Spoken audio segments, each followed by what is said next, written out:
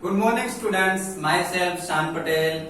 Today we are going to start part 6 of chapter number 9 soil.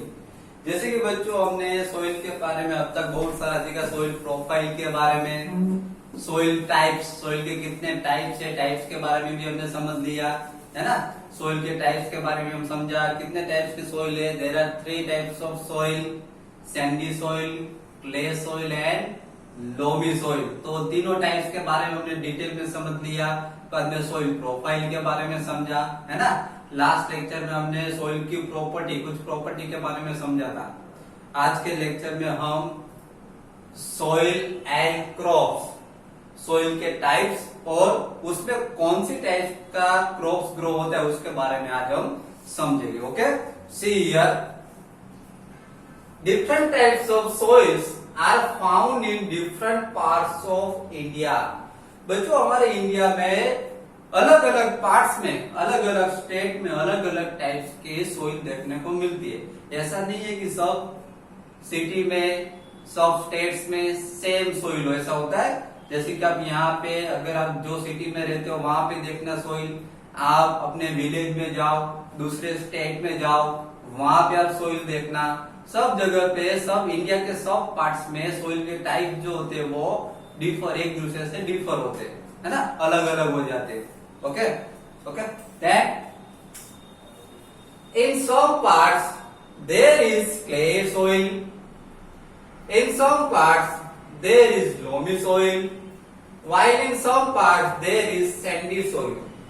बच्चों यहाँ पे ऐसा बताया गया कि इंडिया के अलग अलग पार्ट में, कुछ पार्ट्स में सैंडी सोइल आपको देखने को मिलेगी, कुछ पार्ट्स में, दूसरे पार्ट्स में जाओगे, इंडिया के दूसरे स्टेट में जाओगे तो आपको वहां पे लोमी सोइल देखने को मिलेगी, बराबर। और कुछ पार्ट्स में जाओगे तो वहां पे क्ले सोइल देखने को मिलेगी, है ना। उसी हिसाब से ये अलग अलग सोइल के जो टाइप्स है, उसी हिसाब से वहां पे ये सोइल के हिसाब से वहां पे क्रॉप्स भी डिफरेंट डिफरेंट ग्रो होते हैं। समझ में आया?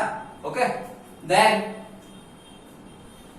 soil is affected by wind, rainfall, temperature, light and humidity। बच्चों यहाँ पे ऐसा बताया गया है कि सोइल जो है वो किसके ऊपर डिपेंड है, वो किसके ऊपर इफेक्ट है। तो उसको इफेक्ट करने के जो मेन विंड के हिसाब से, रेनफॉल के हिसाब से, टेम्परेचर, वहां पे कैसा विंड है, कितनी स्पीड में विंड है, वहां का रेनफॉल कितना है, जो भी एरिया है, जो भी पार्ट है, वहां पे कितना रेनफॉल होता है, वहां का टेम्परेचर कैसा है, लाइट एंड ह्यूमिडिटी, वहां पे ह्यूमिडिटी कैसे, उस हिसाब से सोइल के टाइप्स भी वहां पे अलग अलग देखने को मिलते हैं। ओके, उस इसके ऊपर डिपेंड रहती है soil. These are some important climatic factors which affect the soil profile and bring changes in the soil structure। ये सब जो है कौन, तो wind, rainfall, temperature, light and humidity, ये जो है सब इंपोर्टेंट क्लाइमेटिक फैक्टर्स है which affect the soil profile. जो सोइल की जो प्रोफाइल है इसके ऊपर वो इफेक्ट करते हैं। Bring changes in the soil structure, और सोइल का जो स्ट्रक्चर होता है उसमें ये फैक्टर के हिसाब से उसमें चेंजेस होते हैं। कौन से फैक्टर के हिसाब से, तो wind, rainfall, temperature, light and humidity, ये फैक्टर्स के हिसाब से इसमें सोइल के जो स्ट्रक्चर जो होता है, उसकी जो प्रोफाइल होती है उसमें चेंजेस आता है। Okay, then the climatic factors as well as the components of soil determine the various types of vegetation and crops that might grow in any region। यहाँ पे ऐसा बताया गया कि the climatic factors, ये जो क्लाइमेटिक फैक्टर्स है, जैसे कि ऊपर दिए गए wind, rainfall, temperature, light, humidity, ये जो क्लाइमेटिक फैक्टर्स है उसके साथ साथ कंपोनेंट्स ऑफ सोइल, सोइल में कौन से कंपोनेंट्स है उस हिसाब से determine the various types of vegetation and crops, वहां पे अलग अलग टाइप्स के वेजिटेशन ऑल क्रॉप्स ग्रो होते हैं। That might grow in any region, कोई भी रीजन हो उस हिसाब से वहां का क्लाइमेटिक फैक्टर्स कौन से उसके ऊपर इफेक्ट करते हैं, वहां का जो सोइल है उसमें कौन से कंपोनेंट्स है, उसके हिसाब से वहां पे अलग अलग टाइप्स के क्रॉप्स ग्रो होते हैं। आप देखना, स्टेट होगा गुजरात स्टेट होगा, बराबर, आपने देखा वहां पे जो क्रॉप्स ग्रो होता होगा वो राजस्थान में नहीं होता, राजस्थान में दूसरा स्टेट आ जाता है, वहां की सोइल डिफरेंट हो जाती है, तो वहां पे दूसरा क्रॉप्स ग्रो होता है। समझ में आया? सब जगह पे सेम क्रॉप्स ग्रो नहीं होता। क्यों नहीं होता? क्योंकि वहां पे सोइल जो टाइप्स है, वहां पे सोइल की जो टाइप्स है वो डिफरेंट डिफरेंट होती है, उसके हिसाब से अलग अलग क्रॉप्स ग्रो होते हैं। समझ में आया?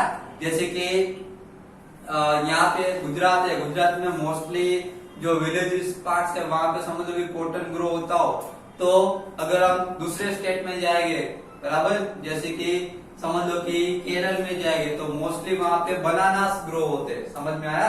तो इस हिसाब से अगर स्टेट में सोइल डिफरेंट डिफरेंट होती है, उस हिसाब से डिफरेंट डिफरेंट टाइप्स के क्रॉप्स ग्रो होते हैं। सब सोइल में सेम टाइप्स के क्रॉप्स ग्रो नहीं होता। समझ में आया? जैसे कि सैंडी सोइल है तो सैंडी सोइल में समझ लो कि कोकोनट ज्यादा ग्रो होता हो, तो ऐसा नहीं कि क्ले सोइल में भी कोकोनट ज्यादा ग्रो होगा, ऐसा नहीं होता। लोमी सोइल में भी अलग क्रॉप्स ग्रो होता है।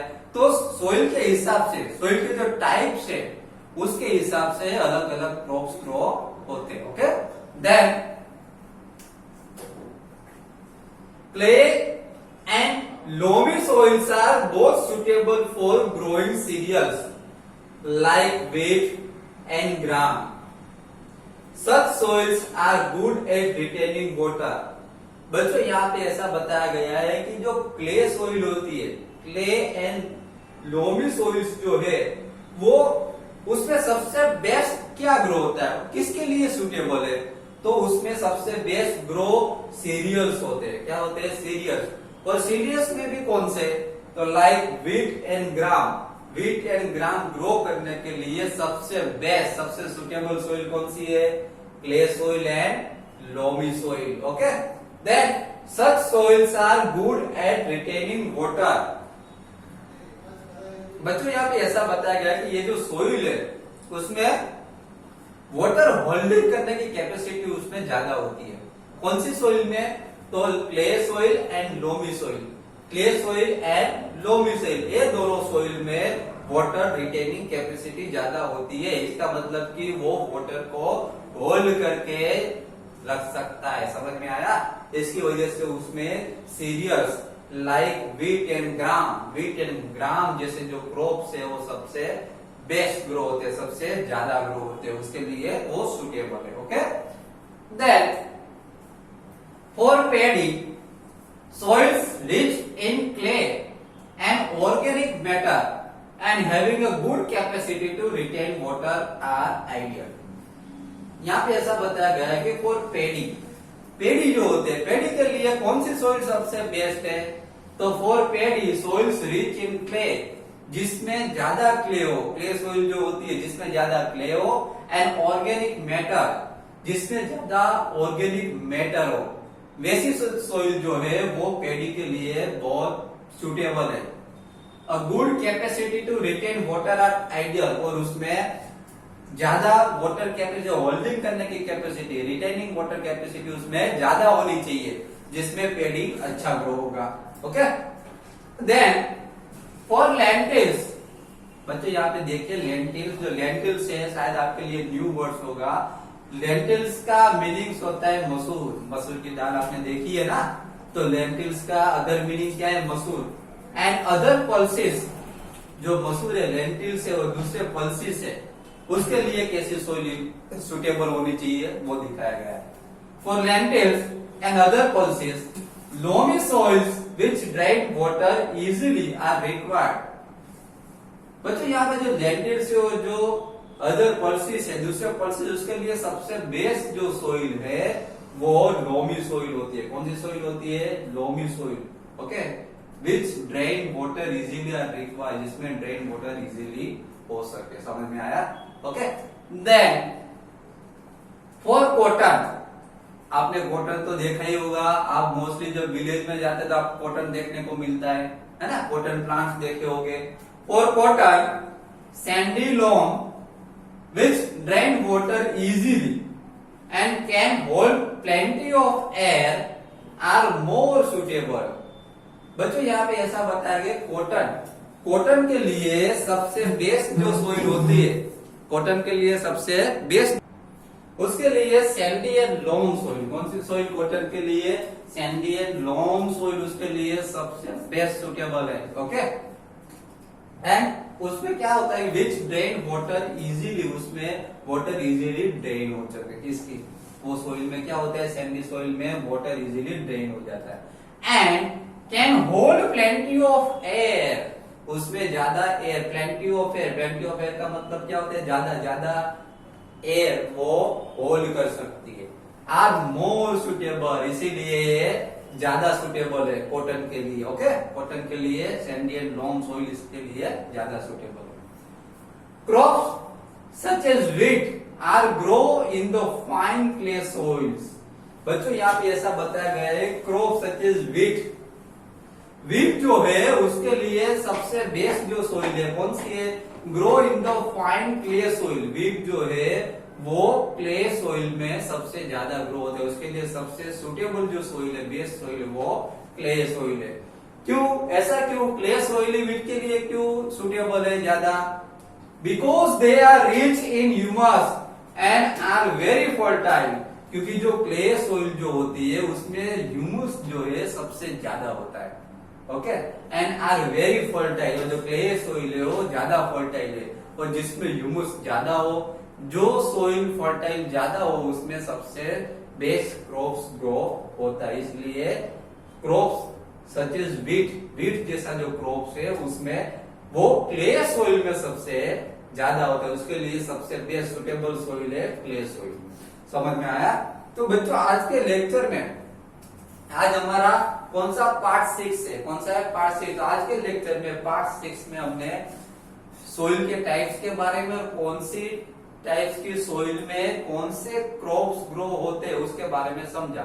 ओके, तो उसमें अलग अलग एरिया में हमने देखा कि अलग अलग स्टेट्स हो। अगर हम इंडिया में समझ लो कि डिफरेंट पार्ट्स में हम जाते हैं, अगर हम डिफरेंट पार्ट्स में जाएंगे तो वहां पे जो सोइल जो है वो हमको डिफरेंट देखने को मिलेगी। जैसे कि मैंने आपको एग्जांपल दिया है ना, याद हो तो मैंने एक एग्जांपल दिया। कौन सा एग्जांपल दिया था? गुजरात। गुजरात में समझ लो कि जो सोइल जो होती है, अगर आप अदर स्टेट में जाओगे, दूसरे स्टेट में जाओगे, समझ लो कि आप राजस्थान गए या फिर केरल गए, तो वहां की जो सोइल है गुजरात से डिफरेंट होगी। समझ लो कि गुजरात में अगर ज्यादातर कॉटन ग्रो होता हो, तो दूसरे स्टेट में जैसे कि केरल में जाओ तो वहां पे ज्यादा बनाना ग्रोथ होते हैं, बराबर, क्योंकि वहां की जो सोइल है वो गुजरात की सोइल से डिफरेंट है। समझ में आया?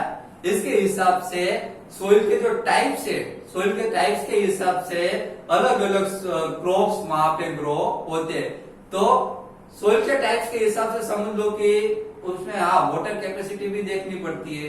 कुछ सोइल ऐसी होती है, जैसे कि कुछ क्रॉप्स ऐसे होते हैं, जैसे कि व्हीट है तो समझ लो कि उसको क्ले सोइल में ज्यादा ग्रो होते हो।